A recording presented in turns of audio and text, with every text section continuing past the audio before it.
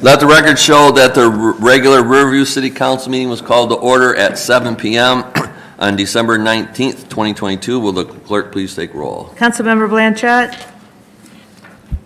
Councilmember Ganaga. Here. Councilmember Norton. Here. Councilmember O'Neill. Here. Councilmember Robbins. Here. Mayor Swift. Here. Councilmember Workman. Here. Let the record show that Councilwoman Blanchett is excused. Tonight we have the Pledge of Allegiance led by Councilman Norton and the invocation by Councilwoman Ganaga. Please rise. I pledge allegiance to the flag of the United States of America and to the republic for which it stands, one nation, under God, indivisible, with liberty and justice for all. O Lord, we thank you for your many blessings towards us, and we ask you now that you look upon your elected servants in this community and guide them in their civic duties. Give them wisdom and strength in carrying out their tasks. We will give you the praise. Amen. Amen. Jeff, you got any announcements before we get started? Yes, Your Honor. Chief Allen has an announcement tonight. Thank you. Yeah, I just want to make people aware in the city that December 27th and January 3rd, the police department and fire department will be utilizing the high school from 10 to 6 for some active shooting training. Thank you. Thank you, Chief. Anything else, Jeff?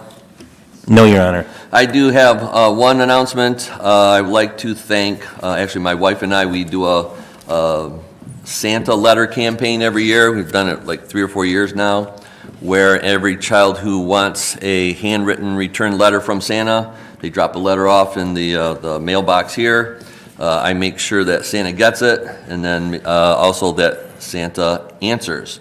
So we all know that Santa is very busy this time of year, so we recruit several helpers with that project. I'd just like to acknowledge them tonight. Starting with my wife, my daughter-in-laws, Brianne and Melissa, my son Paul, and my granddaughter Madison. And also we've actually have a small army that helps this year. Christine Moritz, Mandy Scheffler, Elena and Katerina Tyler, Maria Hutchinson and her daughters, Courtney Schultz, Bethany Dans, Junie Mulheisen, Chris Grundy, and Mary Momini.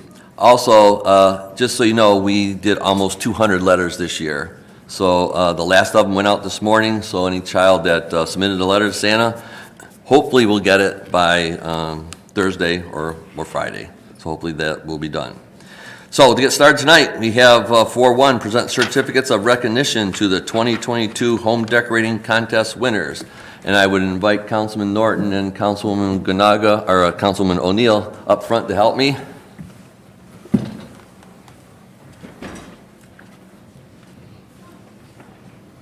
Testing, there we go. So each year, the city puts on a home decorating contest to help show off the beauty of our city. And we're still working on with DT to get them to help come up with some gifts, but because they're the ones who really make out on this. But I also like to thank these two council people for their help. They drove around the city. I guess you were given areas. I don't know if they still do that. Just go out. Okay. Yeah, so it's quite a bit of work. And with so many people here, do we have any members of the Beautification Commission here that I'm not seeing? Okay, well, we'll start with them. So,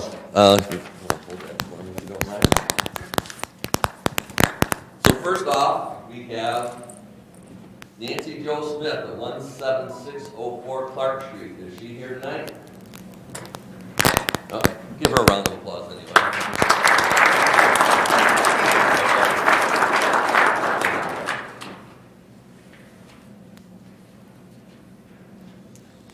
And Edward Valich, 15111 Old Town is here. Come on up.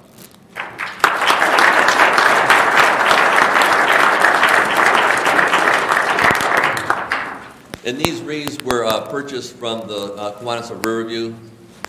There you go. Thank you, sir.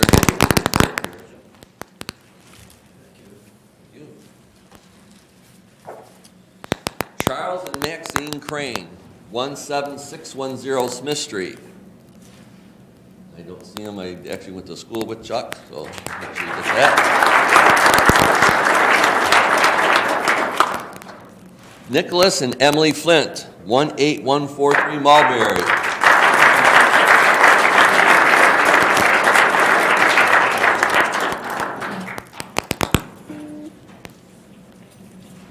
There you go. Congratulations. Thank you very much. Have a little poll. Here you go. And Christopher and Deanna Woodenhofer, are you guys here tonight? Oh, Christopher.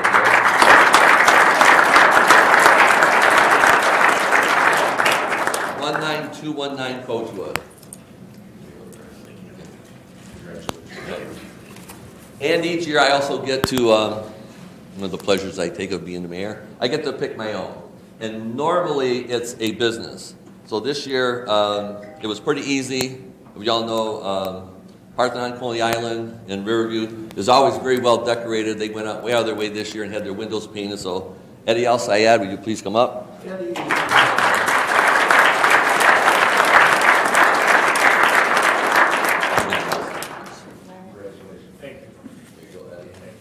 Don't go away. The next time one of us come in, we want to see that on your counter. All right. Let's get together. We'll get a little bit of a picture here.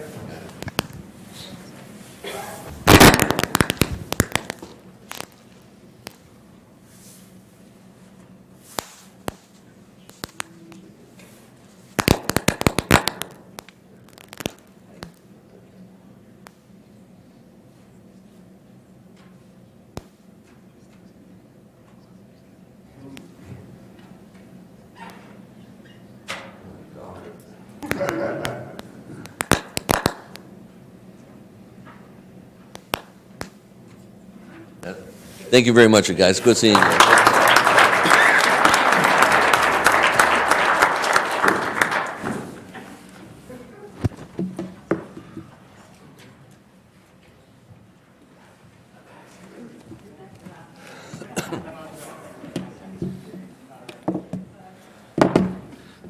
Have Todd make sure those people get the ones that weren't here tonight. Okay. You gonna leave them with me? I'll leave them in my office. Okay. Okay, 5-1, approve the minutes. Oh, first, thank you, everybody, for doing all that. The city really looks nice. On behalf of the mayor and council, thank you for participating. So 5-1, approve the minutes of the 12/5/22 regular Riverview City Council meeting and the condensed version for publication. What's council's pleasure? So move, Your Honor. Support. Motion by Councilman Workman, supported by Councilman Norton. Any discussion? Roll call. Councilmember Ganaga? Yes. Councilmember Norton? Yes. Councilmember O'Neill? Yes. Councilmember Robbins? Yes. Mayor Swift? Yes. Councilmember Workman? Yes. 6-1, conduct a public hearing for the purpose of soliciting input from the residents for their opinions on whether the city of Riverview should opt in and allow the sale of recreational marijuana. So before we get started with the public input, I understand our Dave Skirdo has something to add to the record first. Sure, thank you, Mayor. I just want to add a short statement to start the public hearing. And for council's record, staff located and submitted a zoning report to the city clerk that supports the spacing of adult uses. And that's my statement. Thank you. Thank you. Okay, with that, we'll ask for public input at this point. Just similar to the our guest and visitor comment, which this time does not count against that. You can speak at both. I would ask that you state your name and address for the record so the clerk can get that written down. Keep your comments to 5 minutes. There's no sharing of time. There's no rebuttals, and please be respectful. And I emphasize that because we expect this to be a long public hearing, so we would appreciate if there are no personal attacks. Just keep your statements to, I say, the subject in front of us, and then we can we'll move on and we'll get through this. So anyone wishing to address the mayor council at this time, please approach this podium.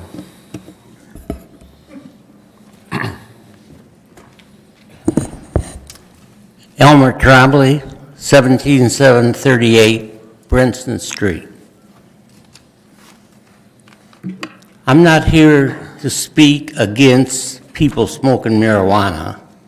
I'm here to speak about image of this city. When I was on the council, maybe 4, 5, 6 years ago, this issue came up to us about marijuana in the city. And we talked about it, and we went from Pennsylvania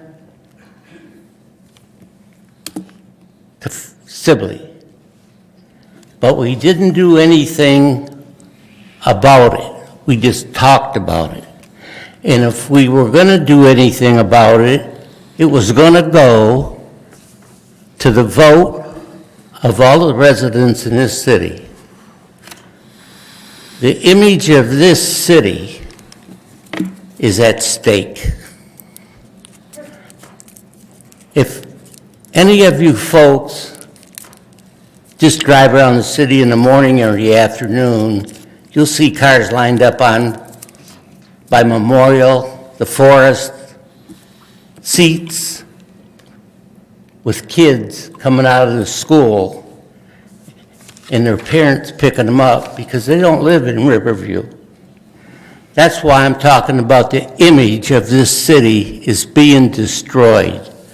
If this does not go to the people of Riverview, 13,000, and let 7 people make a decision, and I understand it's a 4-3 vote. I guess there are some here that aren't for it. But I think it's a damn shame that you want to sell marijuana in this city. Marijuana don't belong in this city to be sold. If they want to smoke it, I have no problem with that at all. Tell them to go to Rouge or Ecorse. They sell it. This city is not like Rouge or Ecorse. And I will say this, I ain't too happy about it. But I will promise you this, whoever votes for this tonight, I will butcher you on the next election. I mean, I will come out heavy duty because you voted to sell marijuana on 4th Street or wherever you want to sell it. For the kids of this city don't deserve to have that done. And the image of this city is going to be ruined. It was like the landfill. I know there's some councilmen sitting up there that messed that up too. And they'll pay for it come election time. And I will damn sure make sure of it. You might win, but I'll butcher you good. Thank you. I'll just remind everybody to try not to make personal attacks out of this. We've got to get through this, and we want to do it in the best spirit we can. Yes, sir. Okay. Bill Toll, 17861 Devonshire, Riverview, Michigan.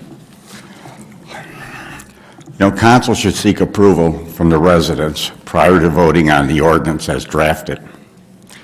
This can be accomplished by a vote or a survey by an independent firm, like the city did for the expansion.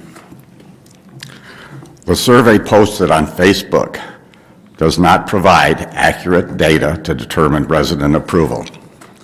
It's nothing more than a veiled attempt to justify not seeking approval by the residents before approving the ordinance. If the residents approve the ordinance, the city could negotiate an agreement with a developer that is beneficial to the community, not just the developer, like the proposed agreement. Ask yourself this simple question. If opting in for recreational marijuana would generate the amounts of revenue that is being tossed around, why haven't Wyandotte, Southgate, Brownstown, or Trenton opted in? If those communities believed it would be beneficial to their community and increase income, why haven't they done it?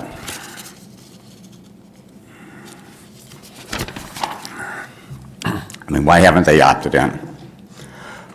Does the 4 council members in favor of this know something they don't? Are these 4 council members better qualified to make that determination than the councils in those other communities I referenced? I don't think so. You know, Riverview is known as a bedroom community with a landfill. We got a lot of bad press last time around. I mean, do you want our community to be known as a mecca for recreational marijuana? I mean, how many dispensaries do you want to have in our community? River Rouge has 7 dispensaries. It certainly hasn't transformed that city. You know, the current license fee for a dispensary is $5,000 a year, and that's a joke. If this is about increasing revenue, like some council members have touted, it should be increased to at least a couple $100,000 a year, and council has the legal authority to set that amount in the ordinance. Why so low if revenue is your concern? In short, we need to hold on approval of the ordinance until approved by the residents, and some modifications are made that will enhance the revenue the city receives for opting in. What is somewhat baffling to me is that the same council members that want to ram this through without resident approval to increase revenue are the same council members that want to go back to a defined benefit program for the police and are opposed to increasing the age 60 before a retiree from the police department are entitled to health care benefits, the same as every other employee in this city. No difference. You know, if council would stick to that position with the Riverview PD employees, like their predecessors, it would save this community millions of dollars, a lot more than opting in. You know, it's interesting that one of the developers that intends on using Slip Mahoney's to open a dispensary in Riverview lives in Trenton. Apparently, he has more influence with some on council in our community than the community he resides in. Otherwise, he'd open a facility in Trenton. Maybe he doesn't want it in his community either.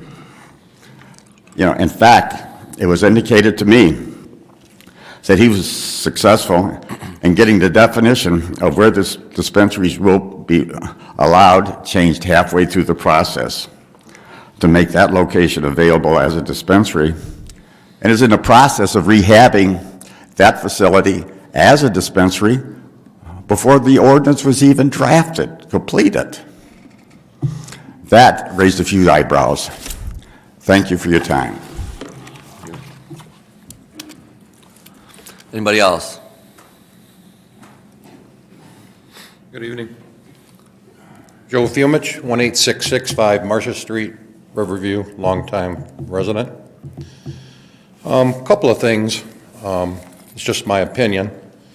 But pretty soon the Riverview Land Preserve, just like a balloon, sooner or later it's going to pop, and it's going to be no more. We need tax bases coming to Riverview sooner than later. As far as the facilities are run, I've been in a number of them. They're highly regulated, and they are absolutely, I mean, I've been actually in some churches, I think, that haven't been as nice as these facilities. Riverview's always been known as a pass-through city. From Pennsylvania to Sibley Road, why stop for anything? A couple of fast food places. Look at the old Bacchus place. I'm sorry, that place is a dump. Look at Pat's Car Wash. Same thing. Place is a disaster. So, I mean, we have to get out of the Flintstone era and start to get into the future with as far as tax bases go. We have Allen Park, we have Flat Rock, we have Taylor, and you're right, Rouge, all cherry picking us, hoping that we don't have a facility because they're laughing at us all the way to the bank. That's all I have to say. Thank you.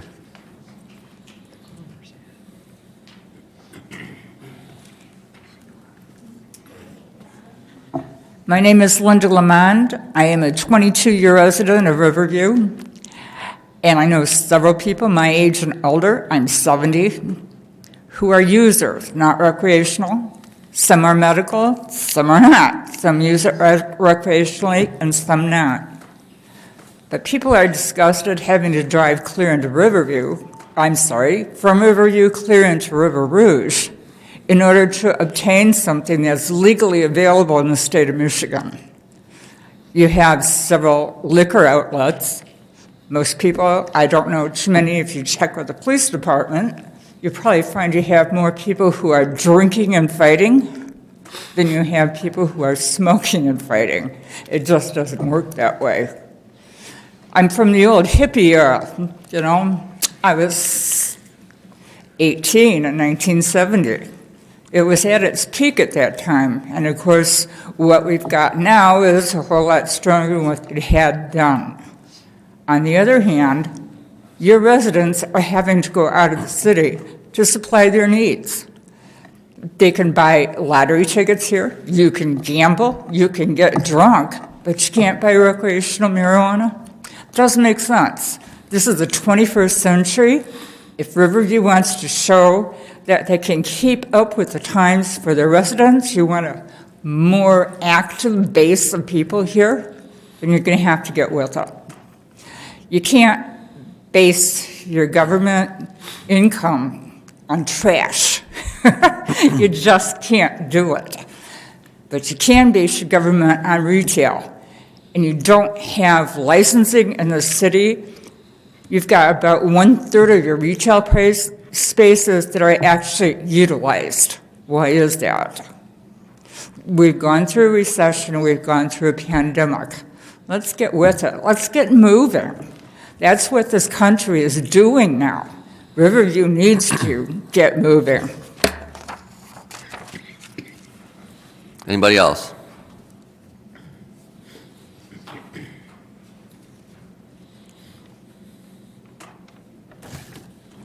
Good evening. My name is Chris Fewer, 17676 Poplar Street. While I realize the use of recreational marijuana is legal in Michigan, I do not support dispensaries in our city. I'm a retired police officer. Can I have the floor, please, without interruption? Please, we can't have comments from the crowd. And I'll just, before we get too much into, sorry for the interruption, is we do our best to not get feedback from the crowd. Everybody will have their chance. We, on purpose, kept the limit to 5 minutes because I know there's a lot of people have a lot to say. And so we will get through this as long as there aren't interruptions from the audience. Thank you, sir. Thank you, Mayor. I have personally seen the decay of healthy communities stricken by the use of drugs, including marijuana. I have been and always will be an opponent of recreational marijuana. It is a gateway drug to much stronger drugs like meth and heroin. With drug overdoses killing family members and friends in increasing numbers, you should pause and consider the mistake you are about to make. If future loss of revenue because of the landfill is the reason for opening marijuana dispensaries, I implore you to find other sources of revenue. I don't think that marijuana dispensaries will make up for the loss of revenue unless you plan on opening hundreds of them. I would also propose asking the citizens of Riverview to approve marijuana dispensaries on a ballot proposal. I could accept this coming into our city a lot easier with a citizens' majority instead of you forcing it on us. In addition, our beautiful city will be blighted with signs advertising the sale of recreational marijuana. Nothing says welcome to Riverview like House of Dank or House of Buds with a Z. These tawdry billboards are already in place on I-75. When these dispensaries open up and their signs are erected, I will be embarrassed and ashamed to say I live in Riverview. This intentional mistake will be the beginning of the end, and our beautiful city will deteriorate before our eyes. I also predict residential real estate values will be negatively impacted and potential buyers will look elsewhere. To you 4 council members who are in favor of passing this ordinance, I vote in every election, and you have not earned my vote. Thank you. You got, Elmer, please.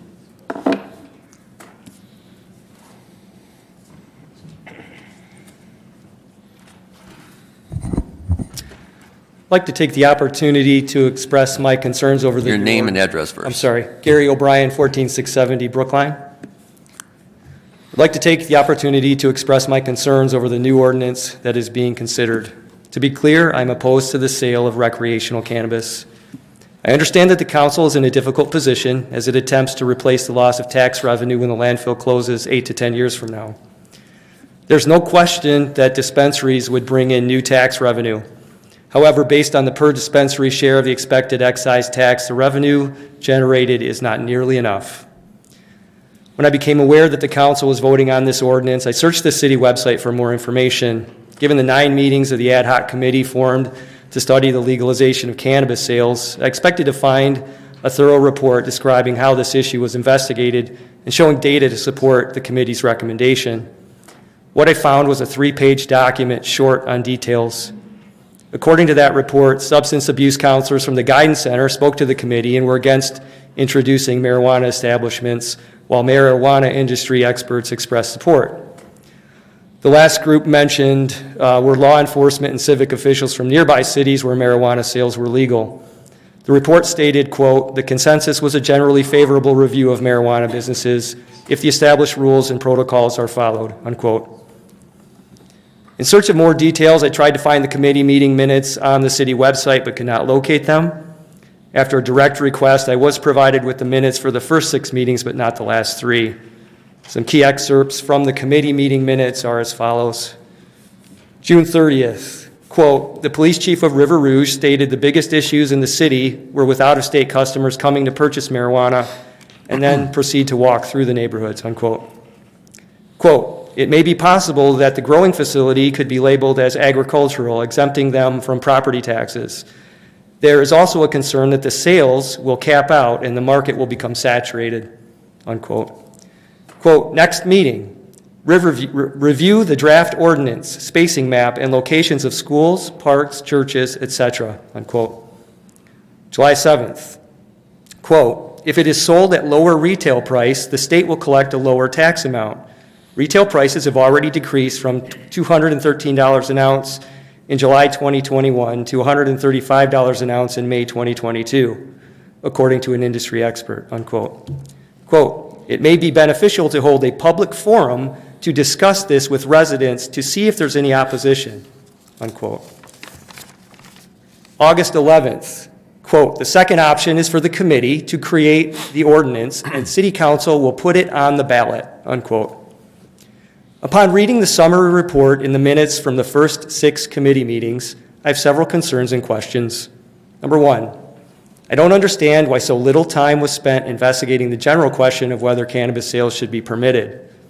In the very first meeting, there was a directive to review a draft ordinance in the next meeting. It is difficult to see how this committee had an open mind on the issue when draft ordinances were being reviewed in only the second meeting.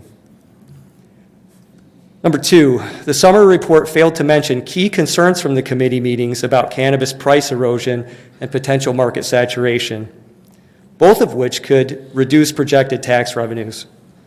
If the main argument behind passing this ordinance is its financial benefit, then shouldn't we expect more investigation and reporting in this area from financial and accounting experts? Point number 3, it is unclear why the summary report stated that law enforcement and city officials from other communities were generally favorable about cannabis retail businesses. The meeting minutes just simply lacked evidence to support such a conclusion. Number 4, during the July 7th meeting, a suggestion was made to hold a public forum to discuss opposition from residents. This seems like a great idea since these committee meetings were limited in the opportunity for community engagement due to the time of day they were held, the capacity of the venue, and the formality of the proceedings. Major issues like the legalization of cannabis sales warrant special public forums. Locally authorizing the sale of cannabis will have long-term consequences. My understanding is that once you approve licensing for these specific businesses, They would be grandfathered in should there be any attempt to prohibit the businesses with a future ordinance. If this is approved by a narrow margin, then the responsibility will rest with those members who vote yes. As a council, you have the authority to pass this ordinance, but that does not mean that you must proceed this way. Such a significant decision is best left to the voters, as was suggested in the August 11th committee meeting. Please take a step back, provide more of the details to the community on this issue, and give more people an opportunity to weigh in. Mr. Please. Bryan, could you wrap it up? You're at 5 Yeah, minutes. last sentence. Please take more time to be thorough and very transparent about this. Thank you. Thank you. Anybody else?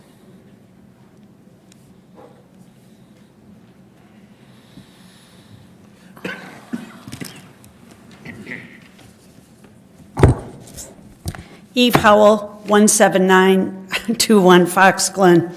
I don't get up here too often, and usually when I do, I'm appreciative and I'm praising my city. But tonight's not that case, so I guess I'm a little more nervous. I'm not opposed to a dispensary. It's a legal business. But my concern is limiting them in Riverview. I would like to ask those who serve on the committee what can be done to limit them if the ordinance is passed. I was told tonight that there would be a strict ordinance, but I'm not sure what that really means. I'm not clear on why this issue cannot be voted on by the residents and why there's a huge rush to get this passed. Yes, we may lose a little revenue, but wouldn't it be best to let the City of Riverview residents decide if we have multiple dispensaries? Many Michigan cities have put this to the vote of the people. Why can't we? I'm here because I'm so very concerned, and I think everyone in the city should know this information. There have been multiple established businesses on Fort Street who have received some very high offers to purchase their property. They were not even for sale. This has already happened. But this is just not on Fort Street. It's been happening on businesses on King Road also. And these are already established businesses. So this would not be a new business if a dispensary came in there. So you think, what is the great attraction and interest in Riverview all of a sudden? It seems coincidental that a dispensary ordinance may be passed tonight, and that would open the floodgates to many more shops. Coincidentally or not, the offers are coming into the zones permitted to have the dispensary. Potentially, Riverview could be called the marijuana mile, and I think that would be so sad, and it would change the landscape and perception of our city. The four of you that are going to force that issue tonight, I just ask that I would just like to ask you to think how this could potentially hurt our city down the road. If there were several dispensaries, would we be able to attract new businesses or restaurants? In all likelihood, no. Not every business would pride themselves on being next door to the pot shop. I do thank the committee for working so hard on this project, but think about it, this is just a drop in the bucket to the revenue we really need, and your time could have been better spent on bigger and more lucrative projects. I hope the four who are pushing this on the residents consider what you are doing and what a detrimental impact it can have on Riverview. Thank you. Thank you. Anybody else?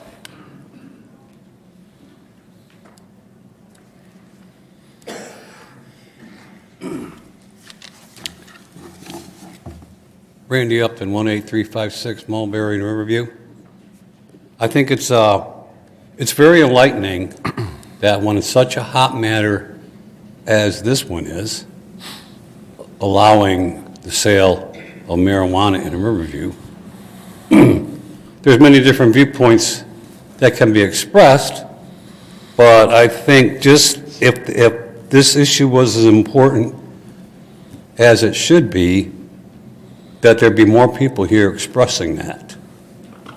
To get caught in a trap of, there's nothing wrong, it's legal marijuana, there's nothing wrong with it, I bet in them stores, there's nothing wrong with them. There isn't people hanging around the back of the building smoking pot and assaulting people, okay?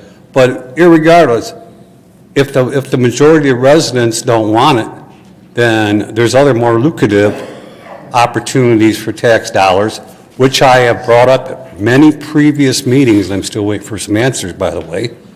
So, to ask, I understand we can't put every question to a vote for the entire city. We elect council members to make those decisions for us, and we elect them based upon what they express they would try to do when they become members of the council. Because let's put marijuana on the ballot for the cities, for the citizens to vote on. Oh, let's put our golf course on the ballot and ask the citizens, maybe would it be better to have commercial industry in there, or maybe expensive homes like they put in Riverview? Why don't we ask the citizens that? I bet you never will. Instead, we continue to subsidize a golf course which is losing money. Well, no, it's not, Randy. It made 70 this year. It's going to make 90 next year. That's chicken feed, and everybody knows it. So I'm very curious. Let's put the vote to the citizens, and maybe if we could decide to do something with that golf course, which is losing money, we don't have to sit around here and be debating whether or not we need marijuana in here to get a few $1,000s of taxes. It'd be a no-brainer. We would all say no, and everybody would be happy. We have 1/3 of the city that's polluted. And I've asked the question before, how come we're not chasing the whole east side of Riverview, which is polluted land that nobody wants to do anything for, and we can't go back to the companies that are sitting on the property and have them clean it up, even though the EPA says you can. So there's opportunities over there. There's opportunity on the golf course, okay? Now we're standing here arguing over a marijuana store, which in the big scheme of things is nothing. But there's enough concerned residents to come down to this council meeting and speak their opposition to you. And that ought to account for something. Thank you. Anybody else? Sue Sachita, I'm a reporter with the Downriver Sunday Times. I just wanted to let people here know that the reason I'm asking for the names of the speakers, if they want to give me their names, is they've said their name out loud at the podium. It's a matter of public record. If I feel that something you're saying is worth quoting for the newspaper, I would like to accurately spell your name. It's obviously your right not to give me the correct spelling of your name. I'm just trying to represent both sides of the issue, and the only reason I would bother to ask for your name is so that I could quote you possibly in an article I'm writing for the Weekend Edition. And obviously, you don't have to give me your spelling of your name, but that's who I am. I'm a reporter, and I'm not trying to get your name for any other reason. I'm just trying to report on both sides of the issue. Thank you. And Sue, just so you know, I would ask that you wait till the meeting's over to get that information. You've already disrupted the meeting a couple times, and obviously this, we can't have that. But you can get the information from them after the meeting. Anybody else wishing to address the mayor and council?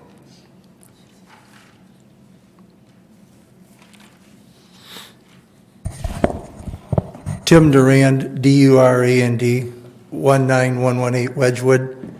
I had originally hoped to, can people hear me? I'm a little taller. Yeah. Okay. I had hoped to serve on this committee, but never received an application that I had requested. Today I was informed by a very reliable source that City Hall was advised by certain committee members not to send me one because they did not want me on this committee. Who will own up to this? Who will own up to this? Okay? I know who you are, so I just gave you the opportunity to identify yourself. I'm very confused at how we've come to this point. It is my understanding that this committee was formed for the purpose of looking at cannabis, and coming up with an ordinance was not part of the mission of this committee. Is that correct or not correct? And this is not a person's in the audience, so there can be back and forth. I did this for 28 years. I know how the process works. There can be What was clarifying the mission? questions. What was There the can be mission? clarifying questions from council, but normally we answer them under business, and I'm sure you're taking some. Well, Yes. I'd be happy to banter back and forth and get some correct information. After the discussion with committee members, some committee members, do you mind I'm speaking, whoever was talking back there? Uh-oh. Oh, it's okay. Thank you. You're not going to follow me home, are you? Okay. I am very confused how we've come to this point, because, it's understanding that the committee was, as my question was, I'm rereading it, but you'll answer this later? Okay. After discussion, it was obvious that a stacked deck was in place. I talked to 2 committee members, and they told me that it was obvious from the very first meeting that this was a done deal, and they were going to push for an ordinance for marijuana dispensaries in the city of Riverview.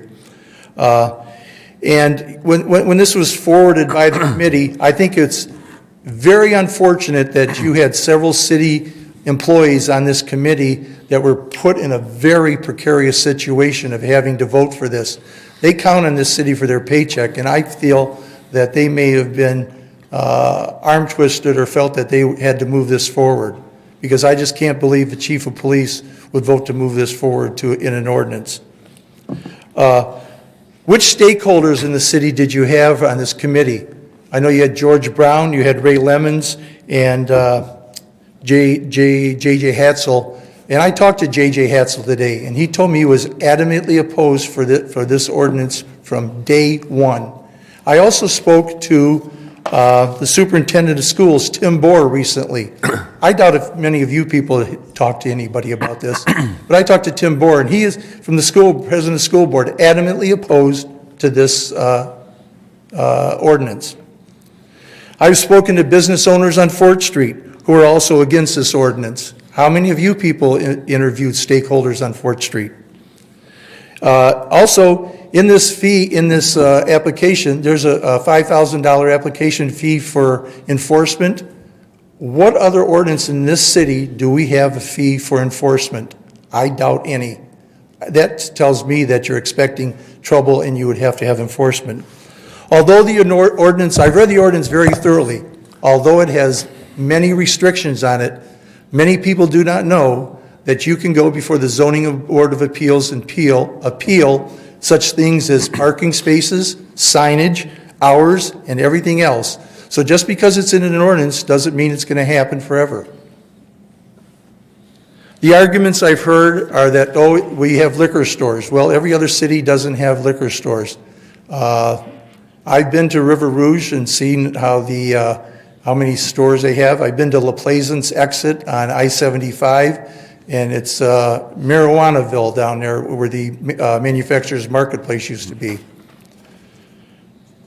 If you really want to get marijuana, you can drive 15 minutes to Monroe, Ecorse, or River Rouge. I'm not totally opposed to having a cannabis retail. However, I think it should go before the vote of the people. And it should be in an area. Riverview geographically is very small, and it's very limited to where you can put a marijuana dispensary. It would only be logically on Fort Street or King Road.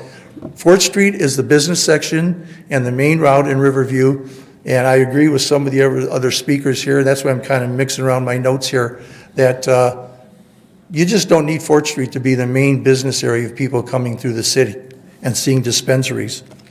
In a few months, can you wrap it up? You're at 5 minutes. Okay, got one more paragraph. In a few months, when Fort Street is littered with cannabis shop residents, is somebody talking behind me? No. Okay.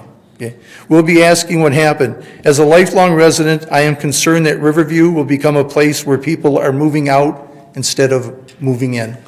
Thank you. Thank you. Oh, I urge you to table this motion, table this ordinance, and place it on the ballot. Putting it before the people absolves everybody of responsibility in this. Thank you.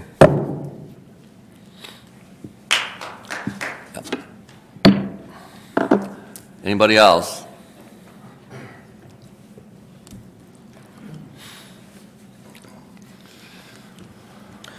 Brian Webb, 20271 Maplewood. Ooh, what's that smell? Garbage and marijuana, both are odoriferous, but only one of the two is an environmentally friendly, forward-thinking industry in which a community like Riverview could base its economic revisioning on. If you give me 5 minutes of your time, I will give you a few good reasons why the cannabis industry is maybe not the type of industry that some Riverviewans want, but it's the type of industry that Riverview needs. We have to find revenue to keep city services strong when the landfill eventually closes. Many of us here remember our former mayor, Peter Rotteville. He was the driving force behind using city-owned property to develop a landfill that first only serviced Riverview, but then expanded to service 16 local communities. Perhaps some of you saw the CNN special from the 1980s about the landfill. It's on YouTube if you're curious.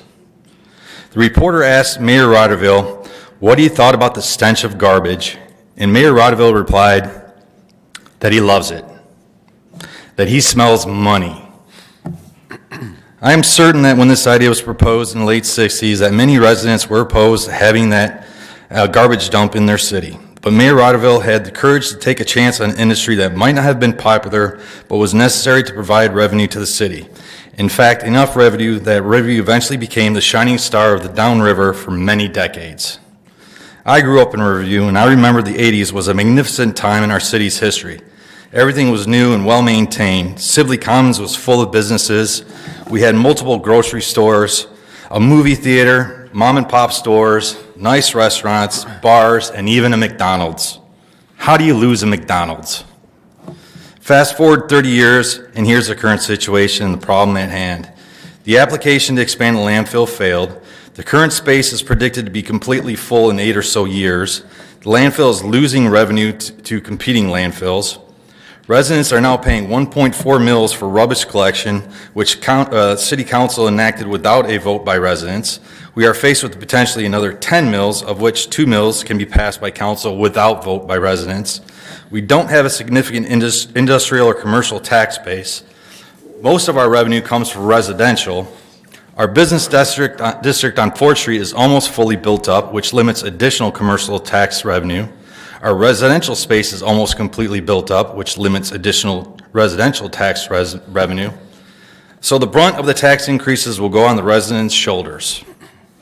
This will be disastrous for middle-class families that struggle as inflation continues to rise, and for our large population of seniors on fixed incomes.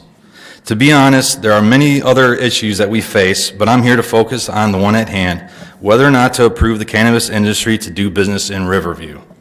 Yes, marijuana is a different kind of stink, but like garbage, it also smells like money. 4 of 7 council members appear to be in favor of permitting both adult use, or AK, recreational use, and medicinal marijuana. The remaining 3 either are on the fence, either oppose allowing these businesses in Riverview, or consider only medicinal provisioning centers. It's not only my opinion, but also the opinion of many entrepreneurs that the cannabis industry is here to stay and ripe for the picking. Nationally, many states have legalized marijuana, and it won't be long before the federal prohibition is lifted. The feds have already lifted bans on money from the cannabis industry being insured in federal banks. In Michigan, the industry is still new, with plenty of opportunities for new businesses, even as more cities and counties decide to allow licenses within their borders. Those that have licensed, regulated, and taxed it have found strong financial benefits. Those financial benefits are not only found in the revenue share from the state, but also from local business fees, licenses, and property taxes. Let's use the cannabis industry as an anchor to bring other businesses to Riverview. I am certain, and I'll clarify, certain, there are entrepreneurs that would invest millions of dollars into Riverview to build a new business and residential homes, which would provide new tax revenue if you decide to pass this ordinance. So in conclusion, to reduce the amount of tax burden that will have to be placed on the residents' shoulders, council has to look at all options. Put personal opinions aside and take some chances, just like Mayor Rotteville did with the landfill. Thank you. Come on, we can't have that. Come on. Anybody else?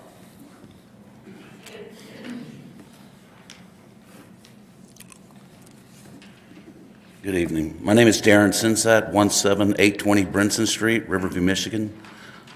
The reason why I was late for the meeting tonight, I was in discussion with someone out of California that wants to bring in a motorcycle, electric four-wheeler factory to Riverview. But I'm sure that would not, we'd have to get the citizens to vote on that to get that approved, to get that through it. I was late because I was on a long telephone call with him. He's flying out to there. They're going to bring it either to Southfield, Detroit, or Riverview.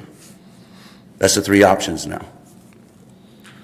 Now, with all the electric stuff, that we didn't want electric years ago. That was, nobody wanted electric. But what happened?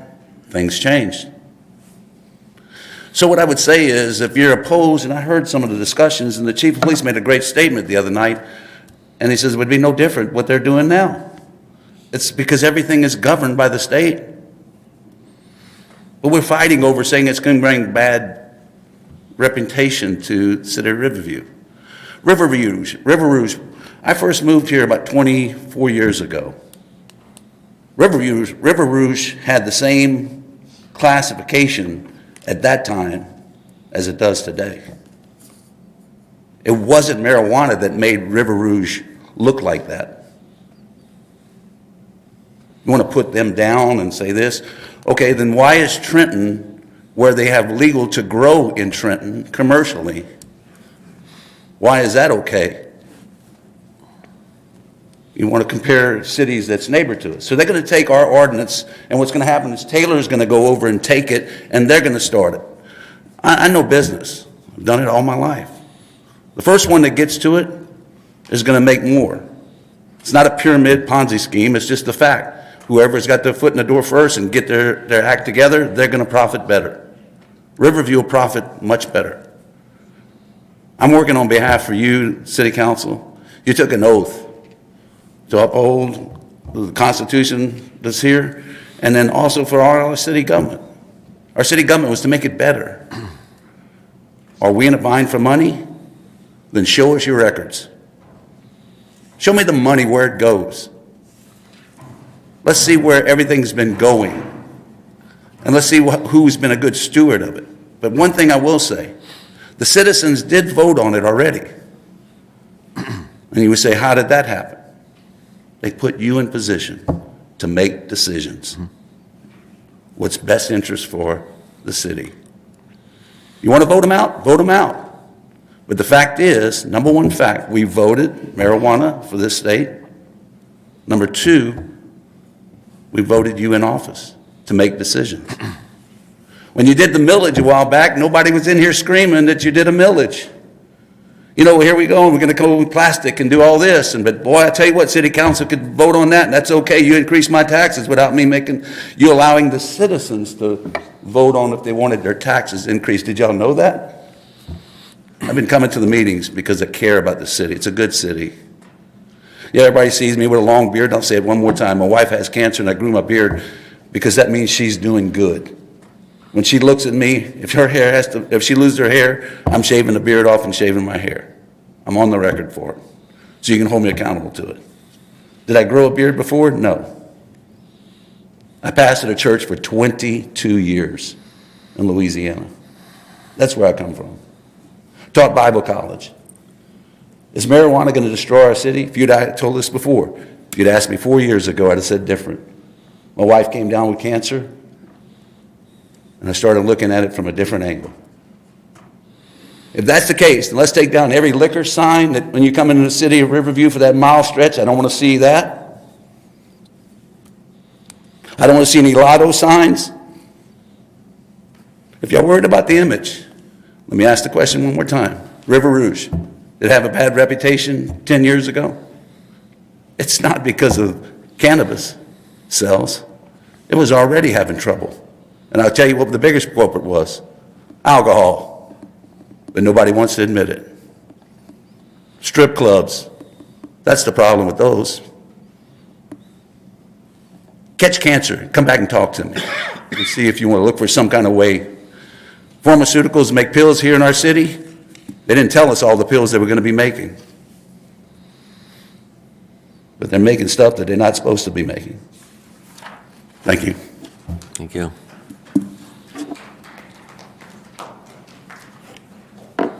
Anybody else?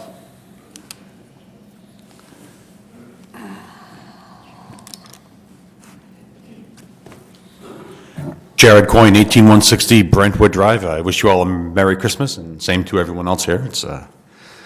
So this ordinance is likely going to pass 4-3, and a lot of people are talking about their feelings about it and all that. So I figured I'd just share a couple of things. I find it fascinating how the debate and the dialogue goes. Right?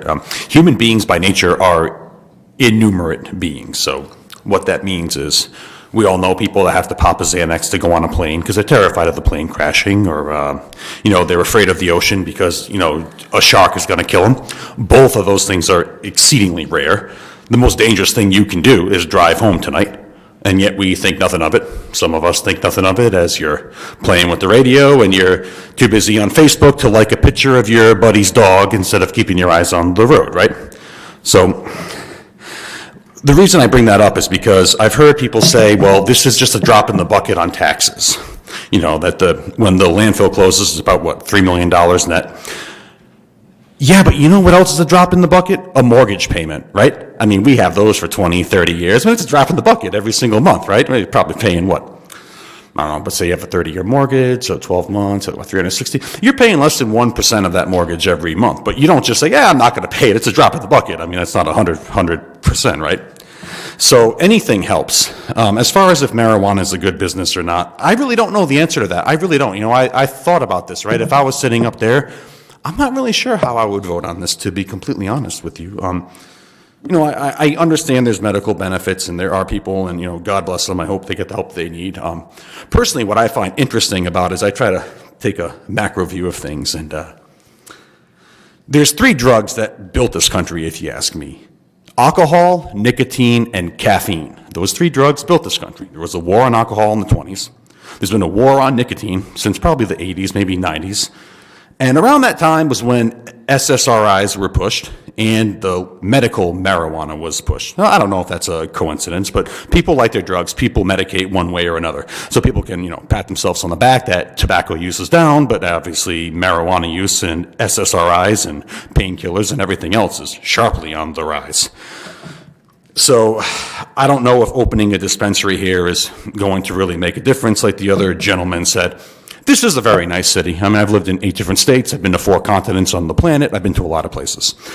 I don't think we're going to be River Rouge or Ecorse if we have a dispensary or 2, but I don't know. I mean, who knows how this could turn out. One of the things that I find interesting is when people say that they want to put it to the vote of the people. That's kind of something that I find nothing personal to anyone, but people generally say that when they don't either A, want to make a choice on it, or B, they would be a no vote on it, so they want to put it to the people. So one of the things about a democratic system, which I've always find fascinating, is it's a caretaker system, right?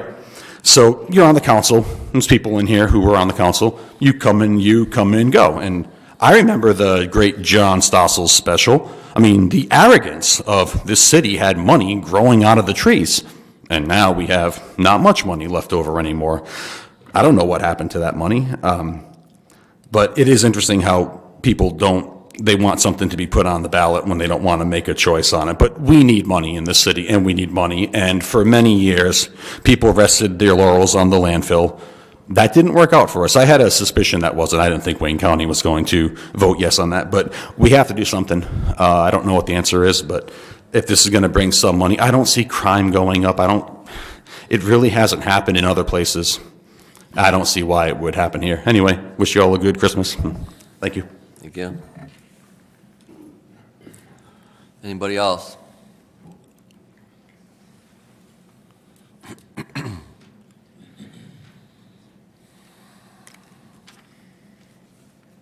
Linda Podolsky, 18221 Fox Glen.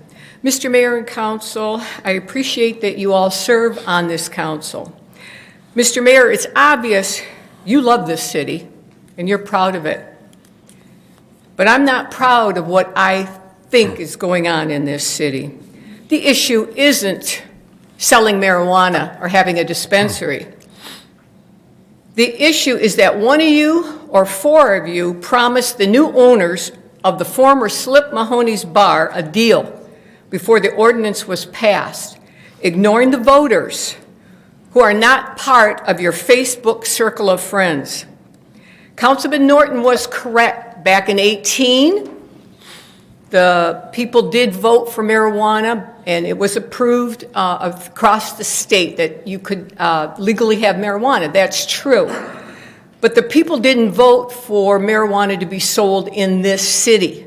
They didn't vote for it to be by their business or possibly in their backyard. 4 council people, Robbins, Ganaga, O'Neill, and Norton, ignored the voters. The deal was struck behind your back, and now you can't give voters a chance with the possibility that this would be declined by the voters.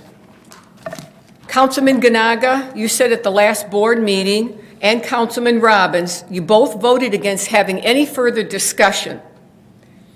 You said there have been enough meetings, that the public had plenty of opportunity to attend, and that people who reached out to you want it. Both of you should be ashamed.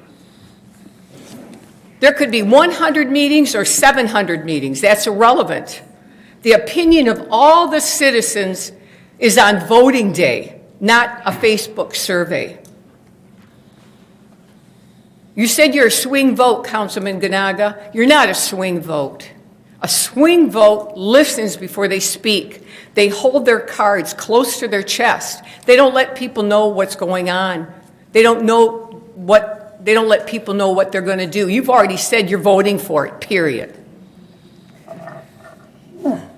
Some people can't attend meetings. Some people are afraid to come here. Business people are afraid to come here. The elderly don't come here.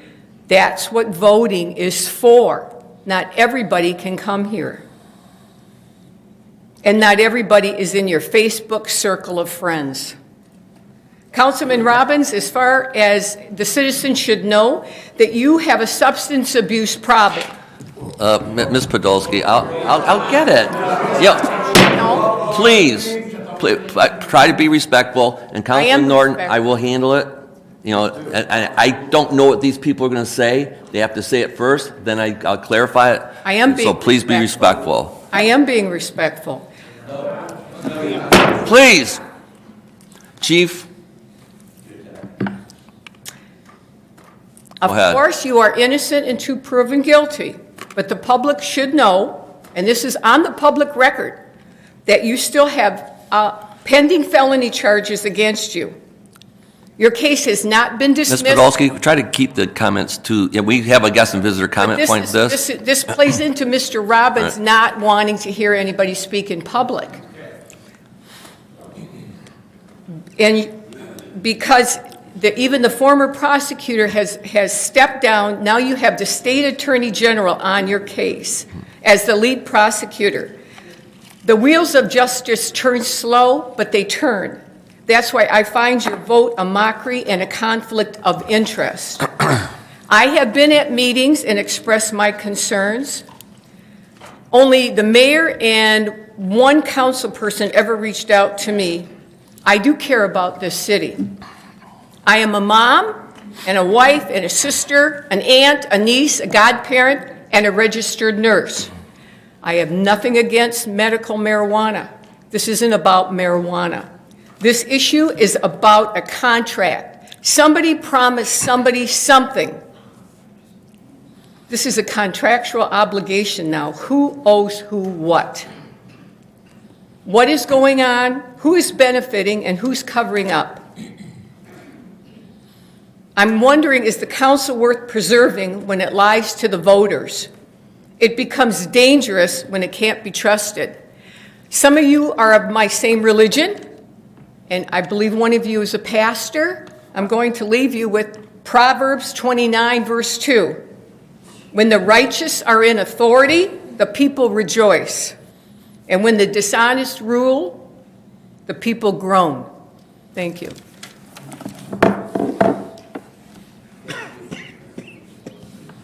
Anybody else want to speak at this time? There's no coming back up. Go ahead, sir. Kurt Molino, 410 Jefferson. I'm going to lighten it up a little bit tonight. Say Merry Christmas, everybody. I'm sorry about the attacks there. I was present at every committee meeting for 6 months, twice a month, from 4:30 to 5:30 or 4 o'clock to 5 o'clock. And I can't be more proud of what the committee members that were there, along with the city attorney, and the city managers. I mean, it was they were bringing people in professional businesses for their opinion. They were bringing industry experts in. This is a $2 billion industry. The sales of an ounce of weed may have gone down, but the amount that's being sold has gone way up, and it's going to continue up. Every city per store brought in $56,400 last year. If you have two, that's over $100,000, plus a $5,000 renewal fee. Not only that, these businesses, they hire, I can just imagine, 40 to 50 people are going to work at a provisioning store from 9 o'clock in the morning till 9 o'clock at night, and then it's locked down, secure, with security. There's nobody running around neighborhoods. I'm a builder and a developer for over 35 years, and the amount of money and the investment that go into these businesses and these buildings and these properties is enormous. The amount of tax dollars. I mean, what other business has to pay $5,000 renewal fee just to do business in a city? Not only that, these are charitable businesses. I know, I'm in the business, and we give back to the community for parks and fire and other things that we can do to help the community. I'm a Trenton resident. I was born and raised here. I went to the disco and to the stores, and I had girlfriends in Riverview, so I know this city, and I don't want to bring riffraff into it either. These are professional businesses that bring in a lot of money. They bring people to your community to pick up their product, and then they end up shopping or going out to dinner. It's not a negative. This is all over the state. There's over 600 different stores and hundreds of grows and processors, and you see nothing negative on the news. You don't see killings, you don't see robberies. The police chief of Trenton told me once that you'd more likely see a crash and dash at a CVS for opioids than you would in a marijuana facility. So I'm offended by some of the things that I was heard here today. It was kind of racist, one of the comments, and a lot of these people that make comments, I believe that they're up in age, like myself, and have a hard time realizing that the world is changing, and this is a positive thing. They're doing medical research on these things. This is no game. This is a real industry. You should be proud to have it in your city, and I can't wait to see what it's going to look like when it's all said and done. We don't put marijuana leaves on these stores. This is another form of wellness. When you come to one of our stores, you're going to feel comfortable. We're going to help you with your needs. I know my brother Joe, who passed away of Lou Gehrig's disease, was put on a medical marijuana pill from the University of Michigan in 2008. That's when I said, hey, we can do something to help people too. They wanted to keep his calorie intake up and his stress level down.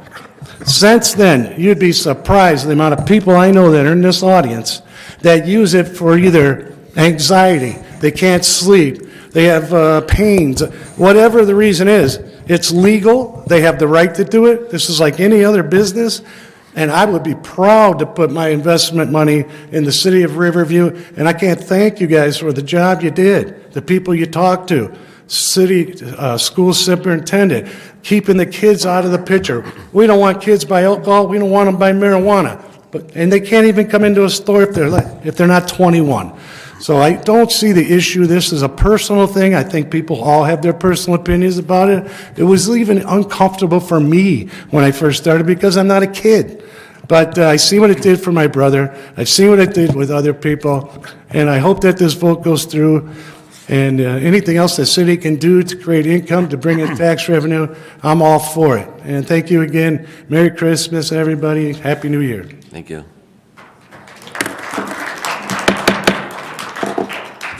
Anybody else?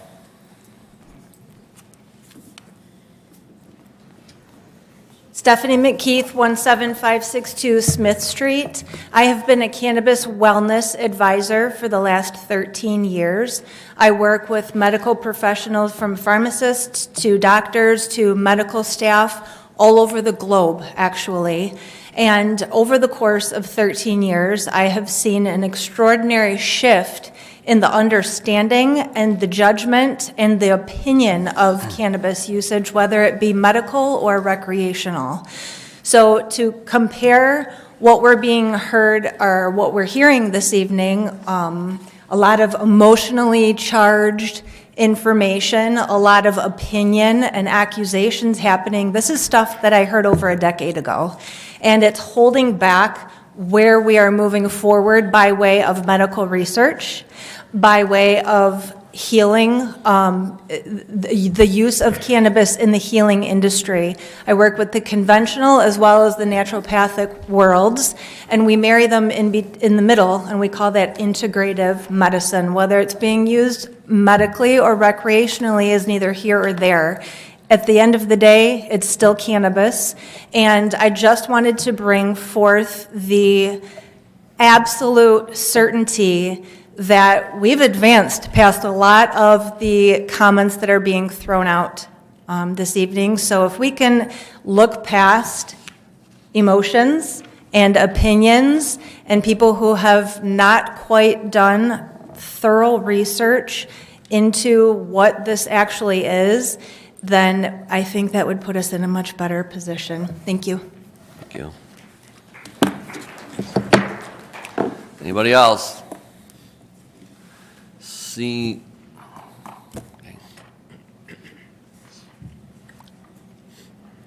Hello, Gina Norton, 14617 Shenandoah, Riverview. I just would like to say that not only did the city of Riverview already vote, but it passed in Riverview when it voted for recreational marijuana by 625 people. I think the city of Riverview has already voted. Thank you.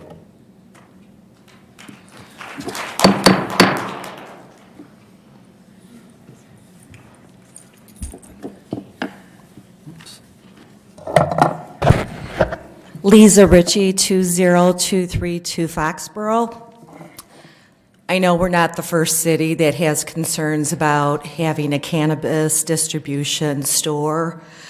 Up north, every other city has cannabis stores, looms. It's run very professional, organized, and has brought revenue to the community. The city of Riverview doesn't have a choice. We need new revenue when the dump closes in 8 years. This is an opportunity for our community. It's no different than going to your corner store to buy alcohol. It is legal in the state of Michigan, and the same laws pertain to driving under the influence of alcohol as it does to cannabis. I'm in the medical profession. I have seen the benefits of medical marijuana, cancer patients, MS, conditions of post-traumatic stress disorder, elderly with poor appetites. There are medical benefits, and it dates back to the Victorian ages, but those benefits have been forgotten over the years. We have empty buildings, lost revenue. This is an opportunity to introduce new businesses to offset the lost taxes we are facing. We need to remain open-minded as a community, and we need to support new businesses. Thank you. Thank you. Anybody else?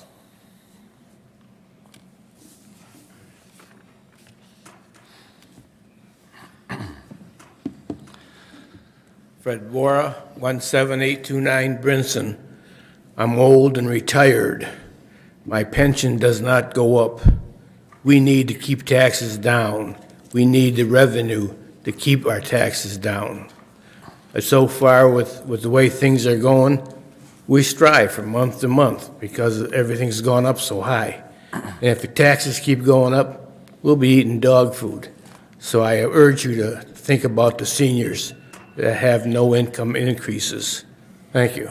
Thank you. Anybody else?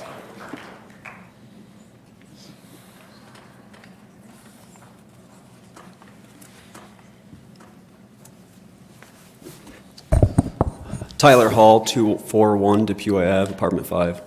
So one of the first things I want to say is I'm definitely coming in as a younger generation than most people have been speaking today. So I feel like I do have a little bit of a different kind of input. And one of the things that I've heard commonly through most conversations and most statements today is just about the image of Riverview and what will change or what could change potentially from cannabis being entered in. And one of the things that I kind of can't hold myself from saying is that you guys relate yourselves to River Rouge, or you guys are talking about the other cities around us or the communities around us and their opt-in and the problems that they're seeing. But Riverview is a very beautiful city. And I can't come to the agreement and conclusion with you guys that just including cannabis is going to stop that city from being beautiful.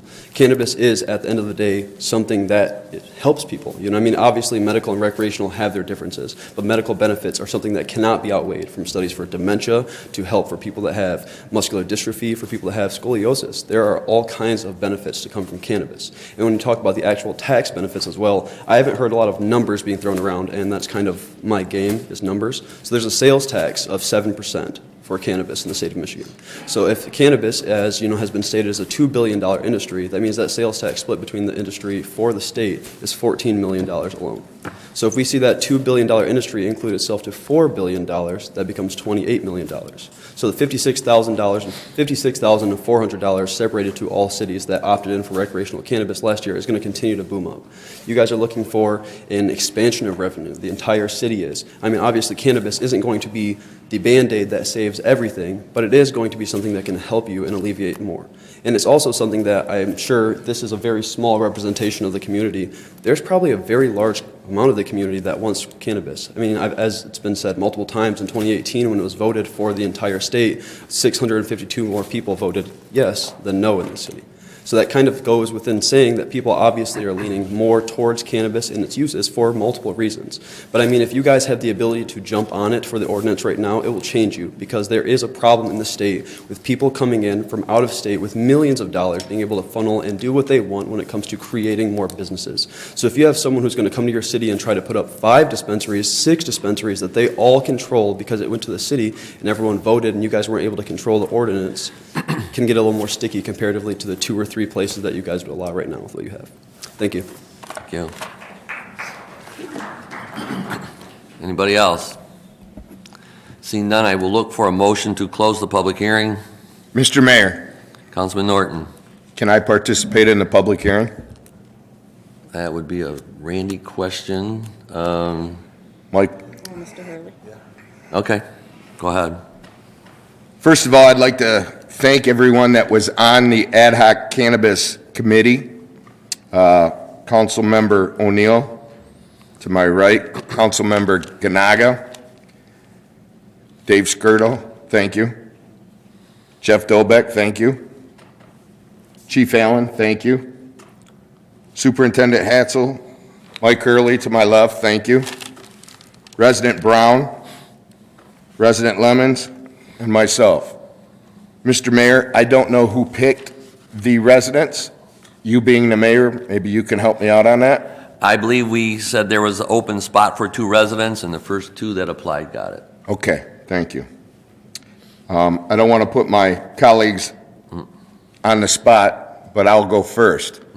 I'm on record, I did not make any deals with anybody. I will leave it up to Councilmember O'Neill and Councilmember Ganaga to be on the record for that themselves. I also did not make any deals with anyone. Same. Yeah. There is no deals, there's no backhanded anything. Everything that you saw, heard, it's all in the minutes, all at the meetings. It was all open knowledge.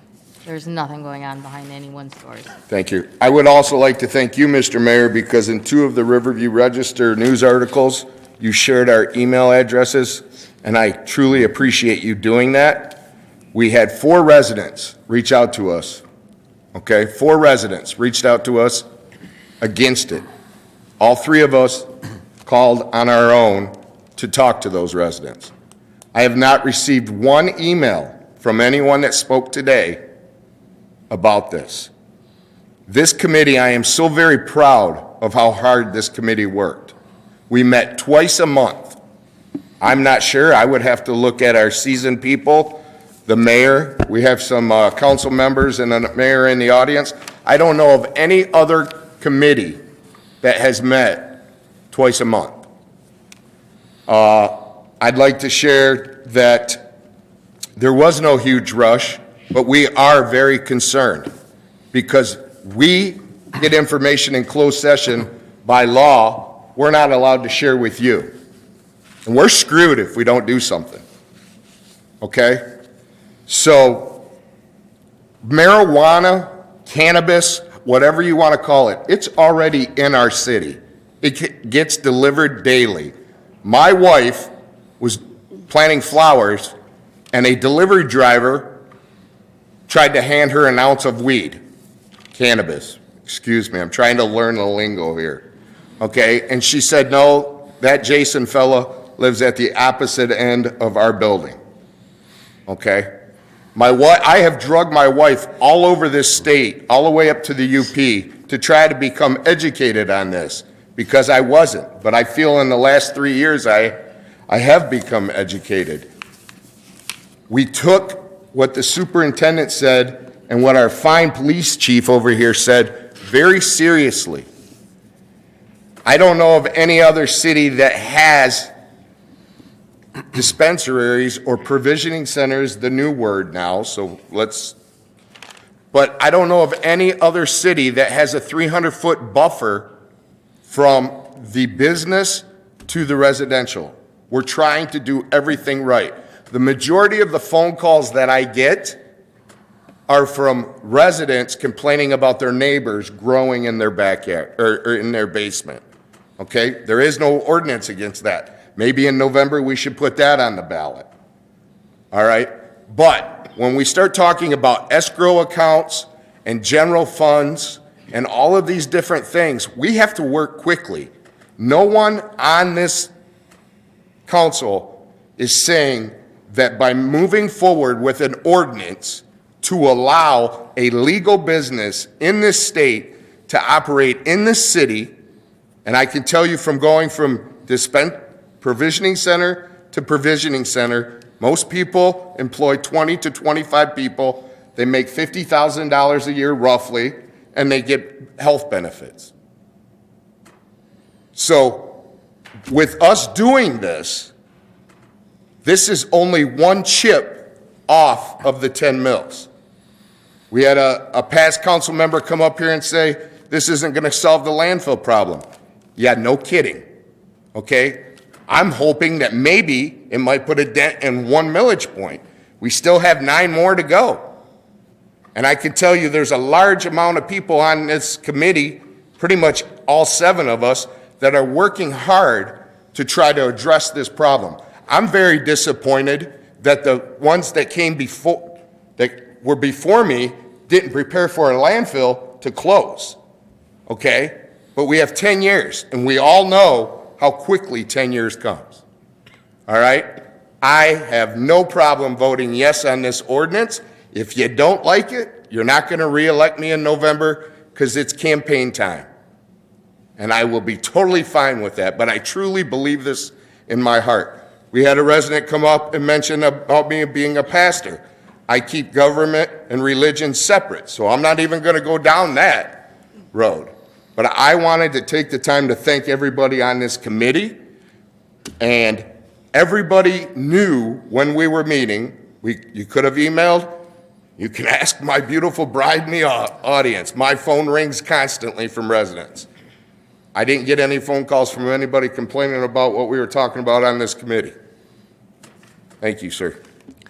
Councilman Norton, I saw you were writing notes as where people were speaking. Is there anything that you want to address to answer, at least on a high level, of what was asked during the public hearing?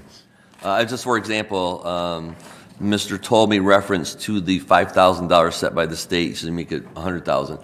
Is that $5,000 is set by the state, isn't it correct? No, It is. There's a maximum, I'm assuming that it must be, so 5,000, okay. So that one we couldn't change. And then there was also reference to the, part of the ordinance called for a fee to help pay for enforcement of the ordinance. You want to address that, what the $10,000 fee is for? Community benefit fee, yeah. Well, that can go for a lot of things, Mr. Mayor, but it will allow for enforcement. There's going to be a lot of inspection has to go on. It'll be a continual thing. These centers, recreational facilities, they're all monitored by the state, but it's still going to require the fire department, the police department to go through periodically. They're going to want to do regular monitoring. You know, there's additional cost here. There's a lot of work for the clerk going to be involved with this. So this is intended to offset some of the cost of the city. And that's, and, you know, the agreement's going to say it can be used pretty much into a general fund type situation. It can be used across the board.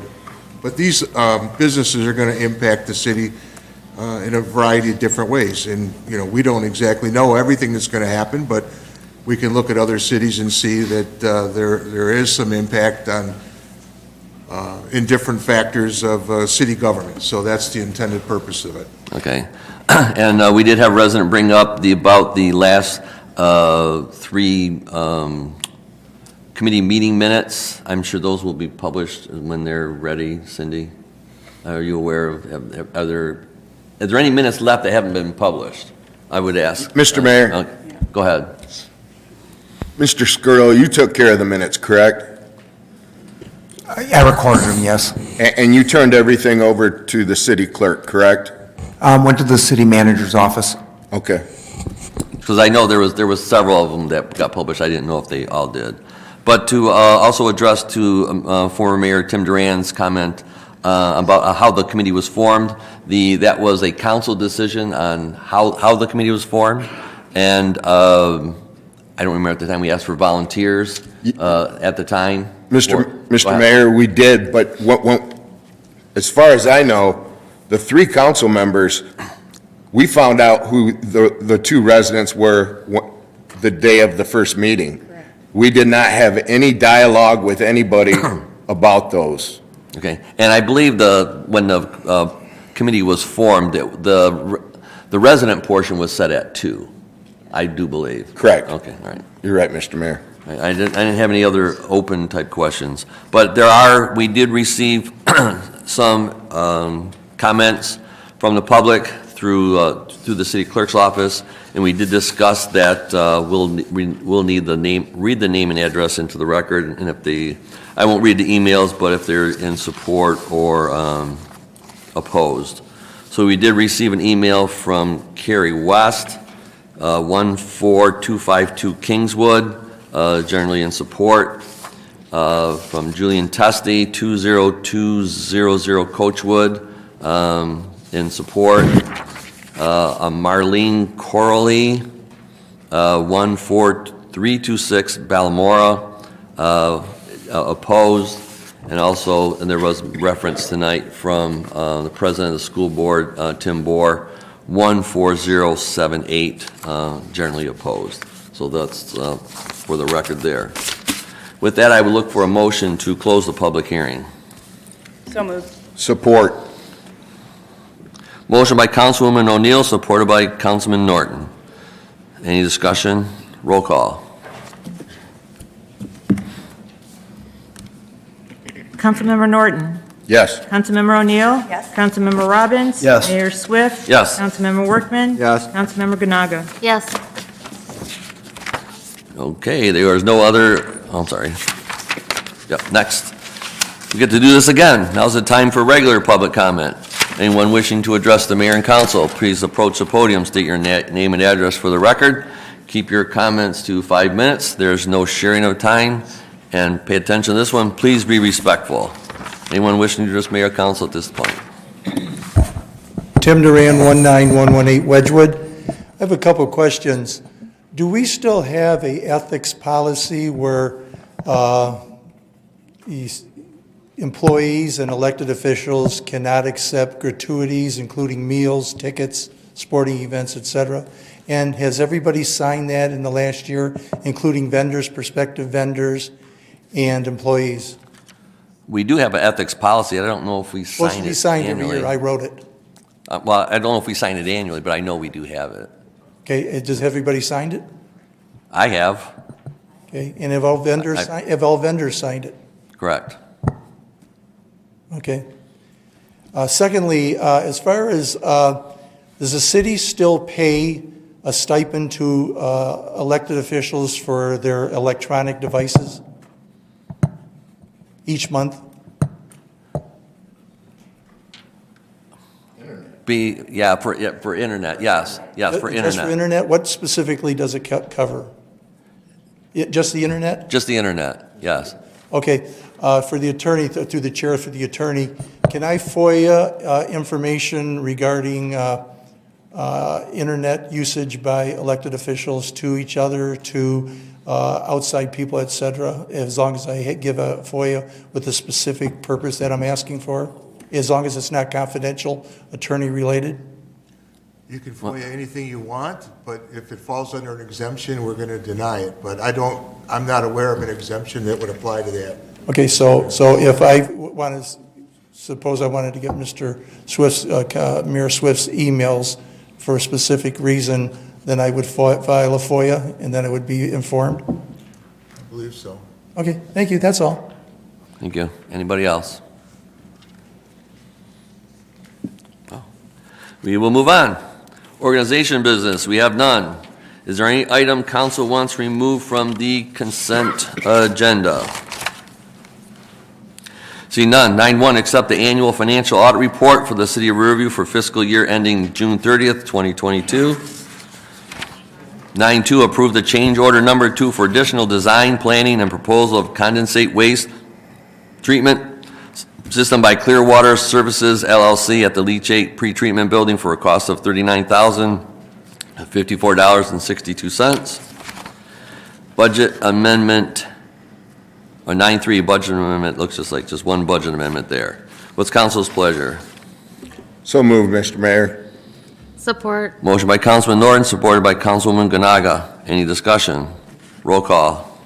Councilmember O'Neill? Yes. Councilmember Robbins? Yes. Mayor Swift? Yes. Councilmember Workman? Yes. Councilmember Ganaga? Yes. Councilmember Norton? Yes.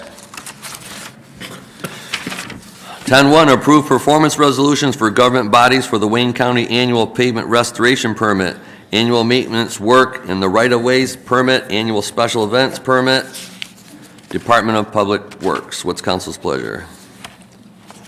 So moved, Your Honor. Support. Motion by Councilman Workman, supported by Councilman Norton. Any discussion? Roll call. Councilmember Robbins? Yes. Mayor Swift? Yes. Councilmember Workman? Yes. Councilmember Ganaga? Yes. Councilmember Norton? Yes. Councilmember O'Neill? Yes. 10.2, approve performance resolution and performance and indemnification commitment for the government bodies for the state of Michigan, annual permit for work on state highways. It's council's pleasure. So moved. Support. Support. Motion by Councilwoman Ganaga, supported by Councilman Workman. Any discussion? Roll call. Mayor Swift? Yes. Councilmember Workman? Yes. Councilmember Ganaga? Yes. Councilmember Norton? Yes. Councilmember O'Neill? Yes. Did you say it? I'm sorry.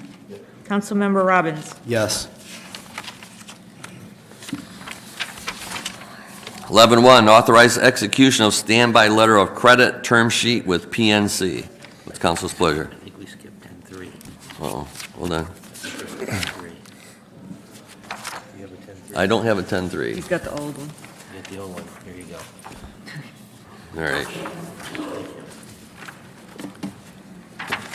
10.3, adopt proposed resolution to revise charges at the Riverview Land Preserve. With council's pleasure. So moved, Your Honor. Support. Motion by Councilman Workman, supported by Councilman Norton. Any discussion? Roll call. Councilmember Workman? Yes. Councilmember Ganaga? Yes. Councilmember Norton? Yes. Councilmember O'Neill? Yes. Councilmember Robbins? Yes. Mayor Swift? Yes. Let me fix this.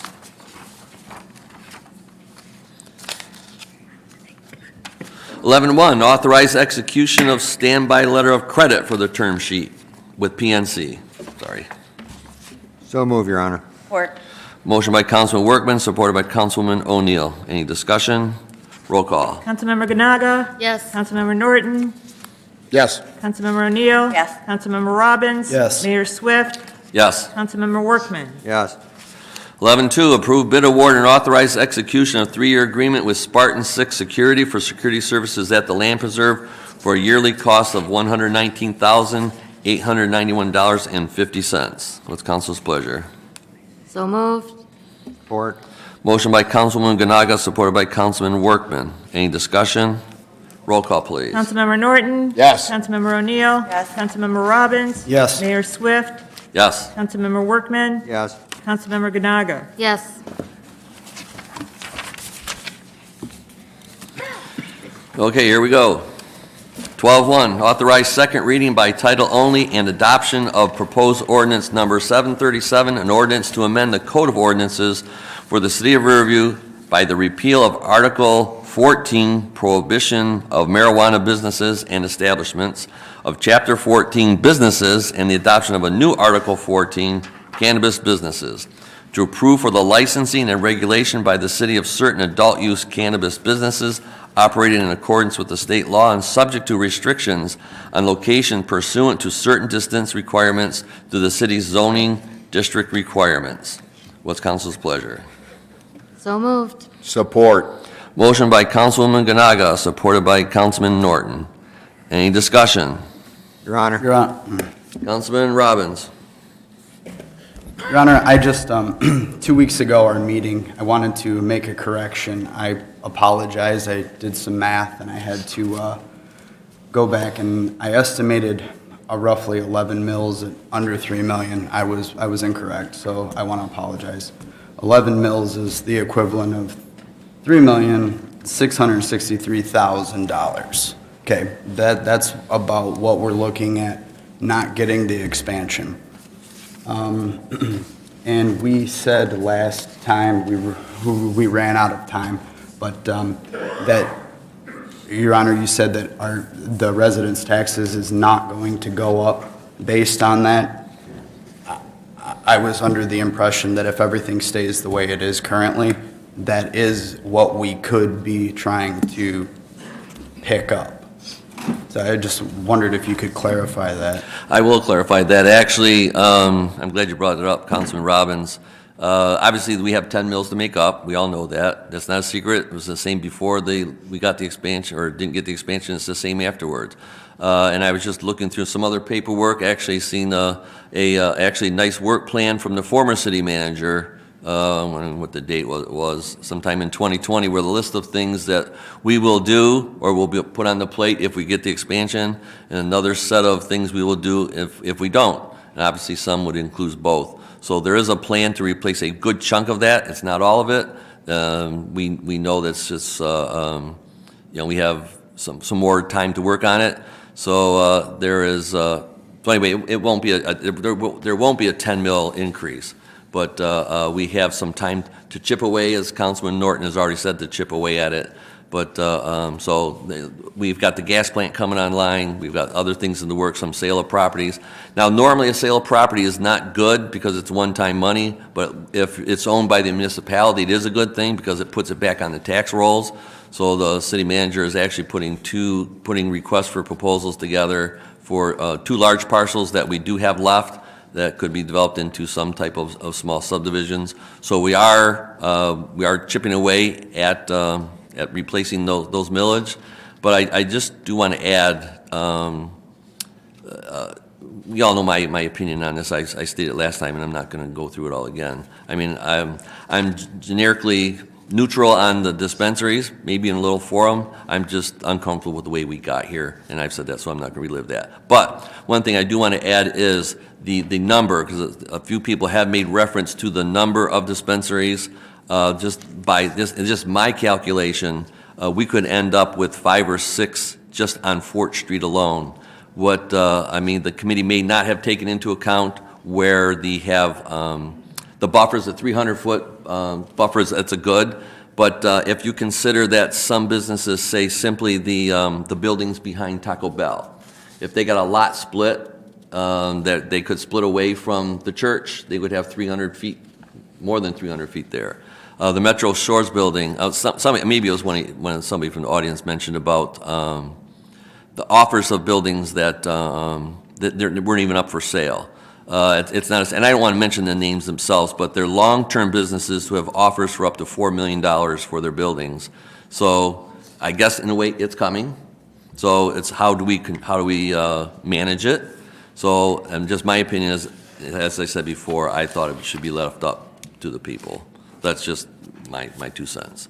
So any further discussion? Mr. Mayor? Councilman Norton? The one thing that I think, well, I don't think, the one thing that I know through this learning process, and I'm sure my 2 colleagues that were on the ad hoc committee would probably agree, is in this industry, the one thing that isn't lacking is money. Absolutely. Okay. You can have these back. Okay, any further discussion? Your Honor, Councilman Robbins? I would also just like to reiterate, we've heard quite a bit tonight, so I just want to reiterate my stance on this real quick. We've talked about this and how we're building new tax revenue, and I'm glad that we do have these things in the pipeline. If we can make up these 10, 11 mills, whatever it may be, that's status quo. That's what it is right now. So this isn't going to fix a ton of things. One person alluded to the fact, do we want to be known essentially as the first downriver city? I'd say it's about time we are known as the first for something. So I say if it's going to generate revenue, if it's going to keep taxes, it's a small blip in the big pond, but it's a start. And now we move on to the next thing and the next thing and the next thing. I also wanted to address the fact that I voted 2 weeks ago against this here tonight. I would like to clarify that it has nothing to do with not thinking that you as residents should have your say. I am fully in support of that. I believe the timing of it is a little silly and backwards, but that's just me. Had we done it before the initial vote, that seems like it would have been the appropriate time. And yeah, so I mean, I hope there's no ill will here tonight. I don't, want to be butchered or anything, but I would just like to throw out there that my support for this is solely based on the love of the city and what I feel is going to move us forward. That's it. Not pro, not against, progress. That's all. Have a blessed night.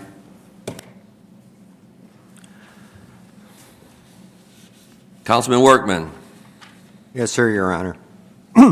This is an unusual time in our country and our city. With COVID and what is financially happening to our country and our community and our landfill closing, this council is making efforts to obtain resources to keep the city afloat.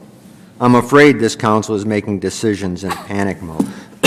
I predicted several years ago that when landfill closed, we would have major issues, but I don't think the whole council was concerned at the time.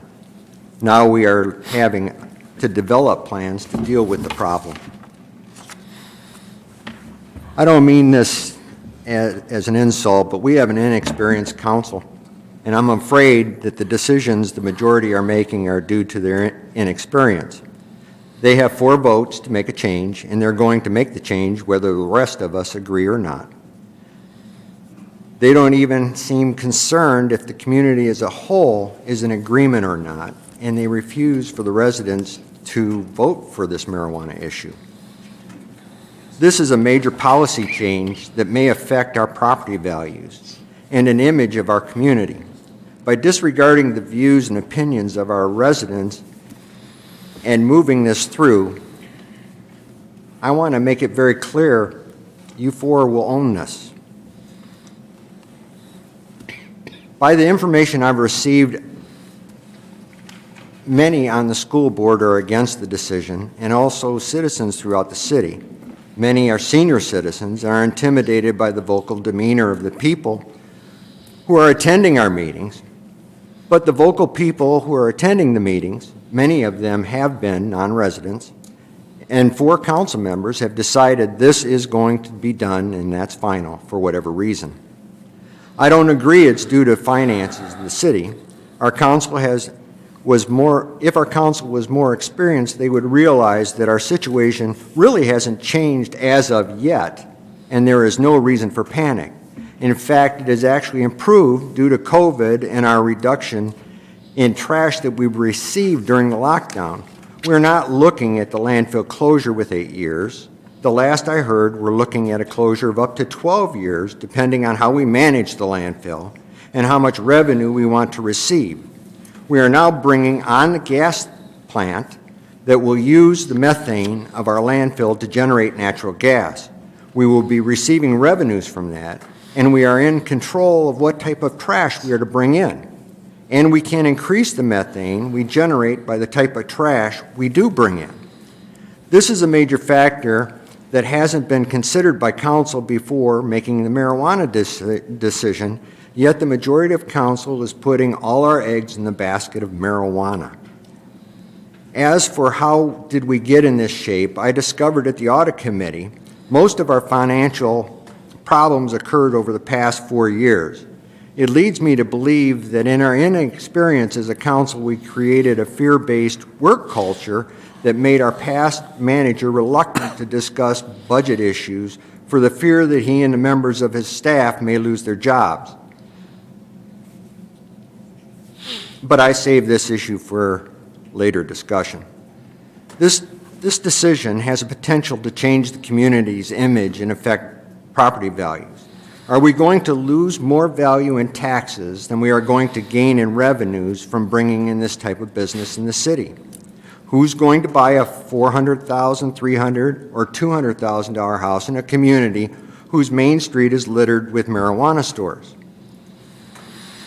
Has there been a study made by the committee as to the impact it will have on property values versus the revenue generated by the marijuana mile? I've never heard one word from the committee on how this will impact city services. Was there a study on crime and other considerations from the cities who opted into the marijuana money? Where's the cost-benefit analysis? We hear about the revenue side, but what about the costs? If we become a marijuana hub, we will be drawing customers from all over. Our little city and our little police department may be burdened with people from outside the city, maybe even the state, coming to buy their stuff. What are the consequences of that? Maybe those customers will buy a tank of gas or a cup of coffee, but do we know whether it is worth it? This does not seem like a change in our community that voters, or this doesn't seem like a change in our community that voters should decide. The statewide vote taken in 2018 seems to me to be more of, I don't have an issue with marijuana as long as it's in another person's community. If this is the type of decisions, if this type of decision was so lucrative and I don't have an adverse, and it doesn't have an adverse effect on the community, I believe neighboring communities would be looking to get involved. But I don't see that happening. None of the cities that I admire or respect. We are now looking to get into a new vision policy for our community. I made a motion to launch the Riverview 2030 Vision Committee and named 3 of our council members to spearhead it. We are developing a plan to look at where our community is going to go in the next 10 to 20 years. Yet we are making a decision of this magnitude tonight before we decide the direction the community is to go in. That doesn't make sense. It seems to be a drastic and impulsive move that is irreversible. Once this ordinance is in effect, Pandora's box is opened and Riverview will never be the same. We may be joining the ranks of other cities that did that. We may look like them. Today, I was reading a good book. In the book, it stated, we live at a time when men call right wrong and wrong right, and a time when we call evil good and good evil. I know this is something I can't change. I just have to have faith and go along for the ride. I think we should move on and take the vote. Are we ready for a roll? Your Honor. Councilwoman Ganaga. Sorry, I'm just getting over strep, so you won't have to hear too much from me. I keep hearing over and over again about how this will affect our city's image, but I have talked to different cities all around, the ones that have had this in place, and they have said there has been no notable difference in safety from their police chiefs or anything like that. They say there's more chance of having problems because it's a nice night and more people are out at the bar. The cities that do have these, they keep saying, what if we end up looking like them? Well, if we end up looking like Ann Arbor or some of these other cities, I'll be okay with that. Being a part of the 2030 Vision Committee as well, this does factor in how we can help make our city better for the future. That's all I can say right now. Thank you. And I'll call for a roll.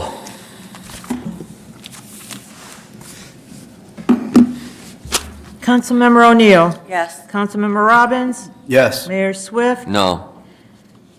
Councilmember Workman. No. Councilmember Ganaga. Yes. Councilmember Norton. Yes.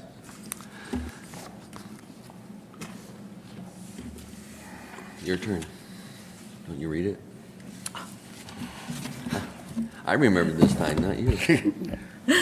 City of Riverview proposed ordinance number 737, an ordinance to amend the Code of Ordinances for the City of Riverview by the repeal of Article 14, Prohibition of Marijuana Businesses and Establishments, of Chapter 14, Businesses, and the adoption of new Article 14, Cannabis Businesses, to provide for the licensing and the regulation by the city of certain adult-use cannabis business operated in accordance with the state law and subject to restrictions on location pursuant to certain distance requirements and to the city's zoning district requirements. Then I would look for a motion to adopt.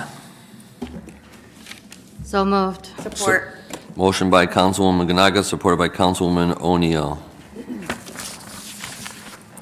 Roll call. As soon as I find it.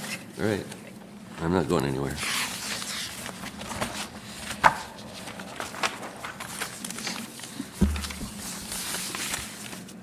There it is. Councilmember Robbins. Yes. Mayor Swift. No. Councilmember Workman. No. Councilmember Ganaga. Yes. Councilmember Norton. Yes. Councilmember O'Neill. Yes. With that, is there any other business council wants to bring up at this time? Mr. Mayor, Councilman Norton. I have a question, and through your chair to City Manager Dobek, I'm talking about the charter. You said it's going to start in January, and I appreciate the feedback. There's a section in the charter, it's section 8.5, paragraph B, talking about the quarterly financials. This question isn't to the city manager, it's to the experienced people on this council. When did you guys stop receiving quarterly reports on the financials? The best, well, Dean probably answered that best. Your Honor, we never did. Right. It's always waived all through the time that I involved. Okay, you guys always waived it, you took a vote and waived it? Yes. So your entire time on the council, you didn't have it? No. I don't remember them. If it's okay, what was the reasoning to waive a quarterly financial report? Because it was thoroughly discussed before, and anything that happened was brought up immediately. Okay. You as you are well aware, was not happening for the last few years. Correct. Okay, and thank you, City Manager Dobek, that you're going to reinstate that in January. You said revisit it. I don't want to misquote your terms. Yes, through the mayor to Councilman Norton, we will look at that. As you know, we have a 5-year plan I'm building right now. As soon as I get that done, that's the first thing that needs to be completed. Once I have that done, and we'll go through that, that'll be the starting point for that. Okay. All right, thank you. I have one more thing. Go ahead. Mr. Mayor. It was brought to some people's attention on council that we have taken a $6 million loan from our water funds and put that into our general funds. Is anybody on council aware of that? I'll answer that first. No, we weren't aware that that was done, but it was brought to our attention during the audit committee. Okay. And then, yeah, we will address that, and we're already starting to. When was the audit committee? What was that? Remind me. I can't remember past yesterday. Mayor, that was Friday. Okay. 3 PM. Friday? Yeah, 3 o'clock on Friday we met. Okay. So very recently. Yes. Thank you. Thank you. That's all I have, Mr. Mayor. Did you have something to add, Jeff? And then what date and all of that. Should we say that? Cindy, what Yeah. date? Cindy, do you want to go over, or do you have the information available when the ordinance will be posted and what process has to take place before we start taking the applications? Were you prepared to that? Hate to put you on the spot, but I'm sure there's people out there waiting with their applications right now. Well, then I'm going to post it after this meeting ends with the instructions, and we'll begin accepting applications on June 6th, January 6th at, 8 a.m. the doors will open just to the lobby, but at 9 a.m. we'll start on a first-come, first-served basis, accepting the application that has been, will be time-stamped upon arrival, and the $5,000 application fee. I will just add that on January 6th, is that the first business day of the year? January 6th is Friday, which is Okay. 10 business days after the ordinance has been approved. No, I was just going to warn people, the first business day of the year, there'll be 300 people in line waiting for fishing license, or fishing boat ramp permits. So don't confuse use the two. So with that, I will close it with, I do want to wish on behalf of myself and council, wish all our staff Merry Christmas and Happy New Year, to all the public. Wish them all a very successful New Year and happy holidays. Thank you very much, everybody. And with that, I'll look for a motion to close, or to adjourn. So moved. Support. Motion by Councilwoman O'Neill, supported by Councilman Robbins. Any discussion? Roll call. Mayor Swift? Yes. Councilmember Workman? Yes. Councilmember Ganaga? Yes. Councilmember Norton? Yes. Councilmember O'Neill? Yes. Councilmember Robbins? Yes. Let the record show we adjourned at 8:58.